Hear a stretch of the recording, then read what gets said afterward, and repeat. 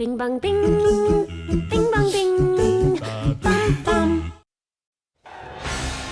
Tonight, the Kings of Bathurst, elation for Queenslander Brodie Kostecki and teammate Todd Hazelwood, but devastation for Declan Fraser after fire tore through his home on the Gold 4,000-kilometre desert sprint where speed limits didn't exist.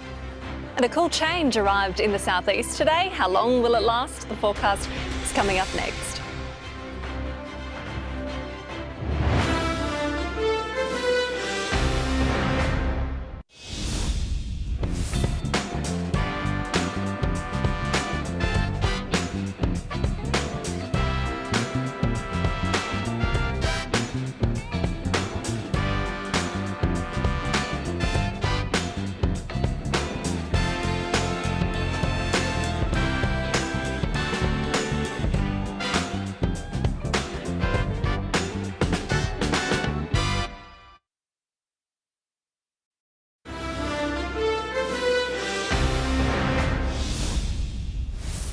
Imagine a road race with no speed limits on a public road alongside general traffic. It sounds impossible, but that's exactly what happened with tragic consequences in the Northern Territory 30 years ago.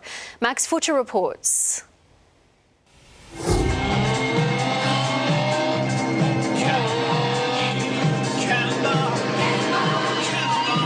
Cannonball Run was a wild Burt Reynolds comedy from the 80s. In 1994, the fictional race became reality on the long, straight highways of Australia's Northern Territory, where there were no speed limits. 4,000k dash from Darwin to Ayers Rock and back, which has lured 140 high-performance vehicles to the Territory. An assortment of characters and their machines assembled, from Minis to Maseratis and Porsches. But the showstopper is this Ferrari F40, valued at $750,000 and entered by Tokyo dentist Akihiro Kabe. Kabe might have given the thumbs up, but some experts were concerned.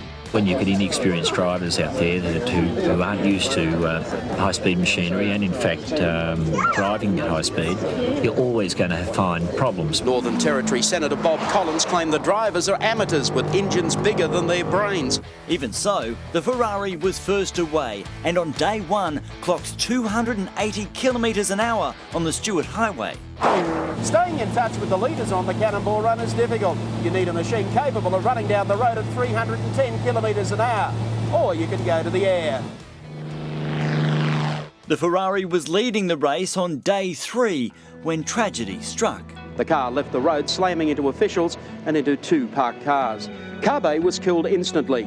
His co-driver, Takashi Okano, died shortly after at the scene, as did 2 race officials. 4 dead, and there was pressure to stop the race. This has been a tragic accident, but that's all it's been, is an accident. Motorsport legend Alan Moffat was in charge, and controversially, the race continued, albeit with a speed limit of 180 kilometres an hour. That angered competitors because the public could now drive faster than the racers. The locals were allowed to go faster than what we were able to go today. For the record, Ron Conrad won in a red Porsche 911, but he didn't receive the prize money. Finally, in 2016, the Northern Territory set speed limits of 130 kilometres an hour.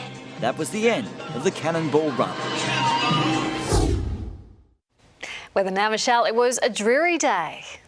Yes, Sam, cool and cloudy. The city was almost camouflaged in grey.